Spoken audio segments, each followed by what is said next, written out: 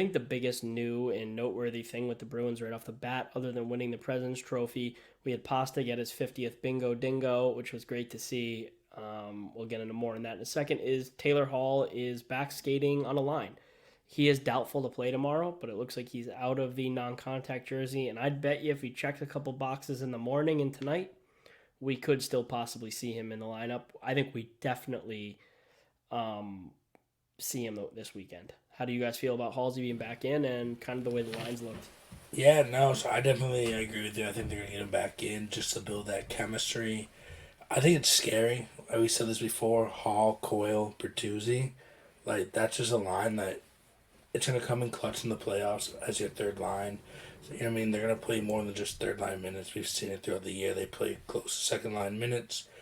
It's going to be an X factor. It's going to be the difference maker for this team, especially if Hall can come back and play like early season Hall, not like the Hall he was before he went on injured reserve.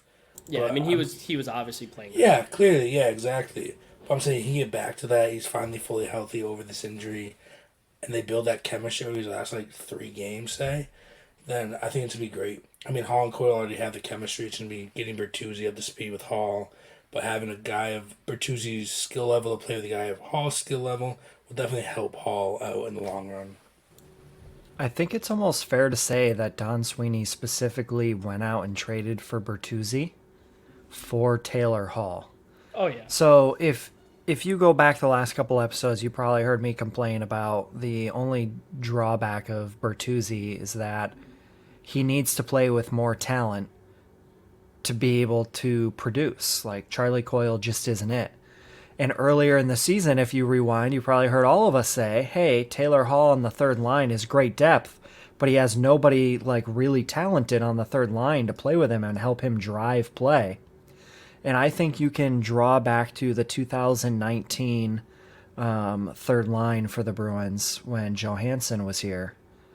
And you look at this third line and easily 3x the production Oh yeah. that line had. I think that Tyler Bertuzzi is going to have some highlight reel assists that Taylor Hall just puts away beautiful goals. I think their play style is going to be perfect for each other. It's the Dylan Larkin Yeah, effect it almost. is. I mean, it They really play is. similar. Larkin and Hall play very similar, and I think that Bertuzzi is going to excel with Hall. I think that's the best third line in hockey. I don't think it'd be really tough to argue. You have former MVP, former 25 goal scorer, and then you have Charlie Coyle, who's a great third line center. So, like, really, what more are you looking for out of your third line? I don't know, but that works for me. And sorry, he's a former 30 goal scorer. Sorry for the disrespect there, Tyler. But he's starting to pick it up now. 3 goals, six assists in 16 games. He's 9 points, but he'll do much more than that with Hall next to him. And being able to mix it up right now with them resting players is going to help him create some chemistry for the power play units. And I think you're seeing his full potential with him being able to play in that top 6 right now. Yeah, he's a top 6 talent. I don't think there's any question about that. Yeah. Just not in Boston. Obviously. Yeah. I don't even disagree. Like I actually think that Tyler Bertuzzi might be as good, if not better, than Zaka. It's just not the way the lineup's structured. Like he is a top 6 talent, but so is Taylor Hall. They have 3 lines that are all top 6 players, every one of them. So it's like they're doing pretty. The only guy who I think is a bottom 9 player out of the top 9 is Coyle. Oh, I think Coyle's a 100%. third line center. I mean, yeah, I Very, very can't good. disagree He could with play that. as a second line center. He could. If he wants to, but- he steps up to it. But Yeah, we saw. and We tried that last I- year and saw how in the that went. playoffs, he does though. Playoff Coyle is something. So I don't know. Yeah, I'm I mean, he really plays a very good playoff style of hockey. Like, I think that this is probably the most perfect team constructed in the salary cap era.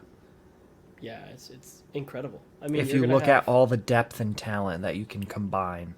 there's going to be a situation where one of Garnet Hathaway, Nosek, Trent Frederick, who has 16 goals, 16 goals, Nick Foligno, or a guy who's coming on and looks like a future very good NHL player, and Jacob Lauko, are all going to be rotating for 3 spots in the playoffs. And I think every one of them is going to get time. To me, Frederick is the top dog at all of them. I really still believe Frederick's the top dog at all of them. in no matter what some of the insiders say. I mean, I consider Fluto about his. He is an insider with the Bruins. He definitely is. I don't think he's the odd man out. I just don't see Montgomery going that direction. I think Frederick's in the lineup, but we'll see. Who knows? All Yeah, depends I on also what I don't see Foligno being out of the lineup though. Neither I do think I think Uncle it's Nick, so I just that think it's veteran presence. Foligno and and it's a Freddie at playoff center style. with Garnet Hathaway. So Yeah, I think the that's what I like. Bruins. I think that's what they should go with. But who are we to say?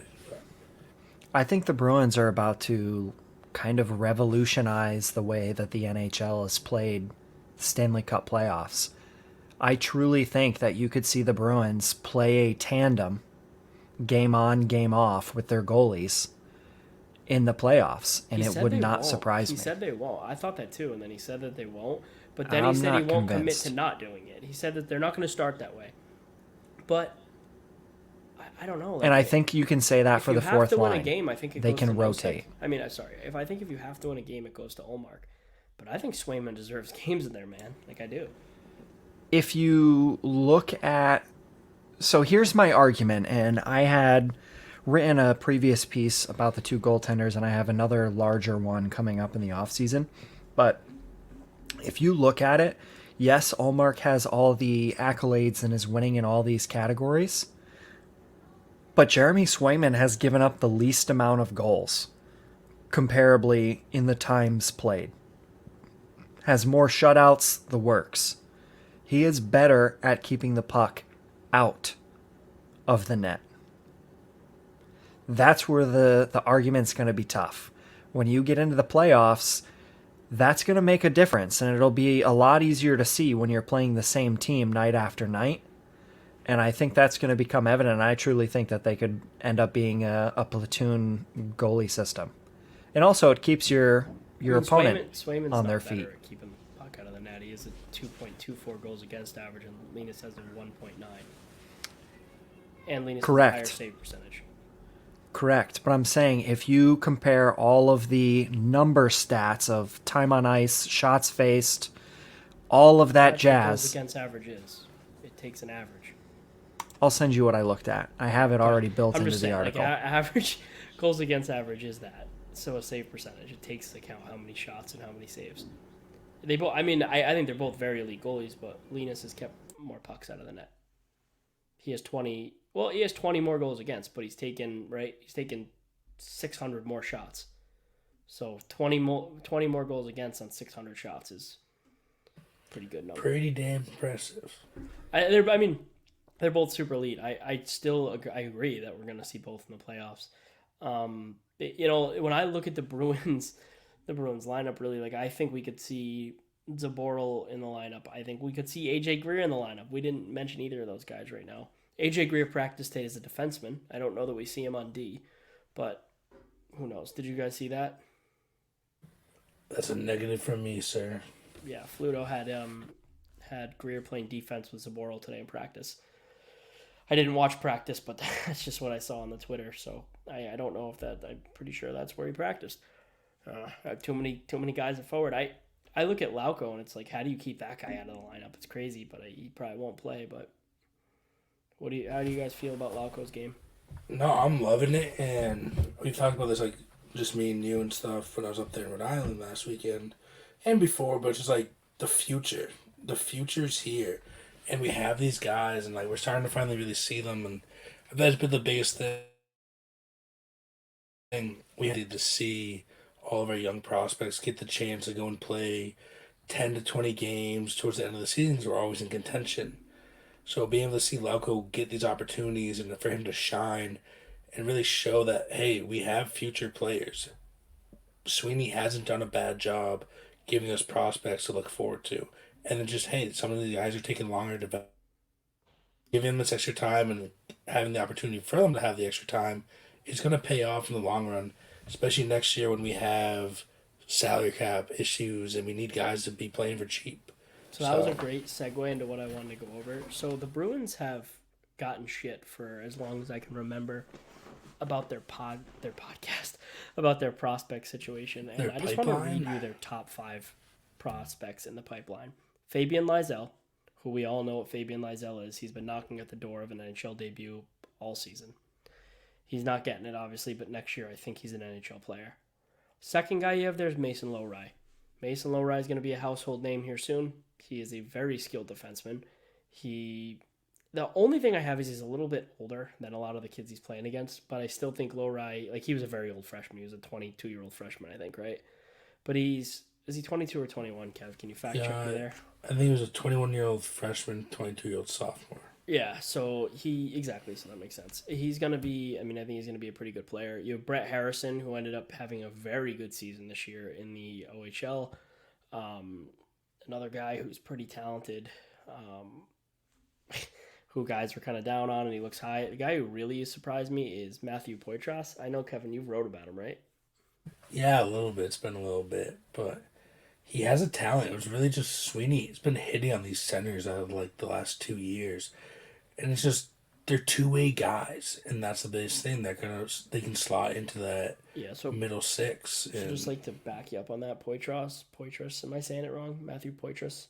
He has 95 points in 63 games. That's pretty good.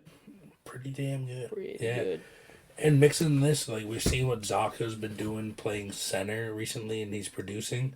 Zaka, your future one, if it needs to, and then you have these young guys that can fill in on the second, third, fourth line. Yeah, and then you have Beecher and Georgiev and McLaughlin. You have guys in Georgiev looks like an elite scorer. He's killing. You watch his highlights, it's crazy. Yeah. The guy can score from anywhere. And that one timer he has from the right side, it's oof. I agree. Oof. Connor, you have anything on the pipeline? I know it's not really your area of expertise. No, not really.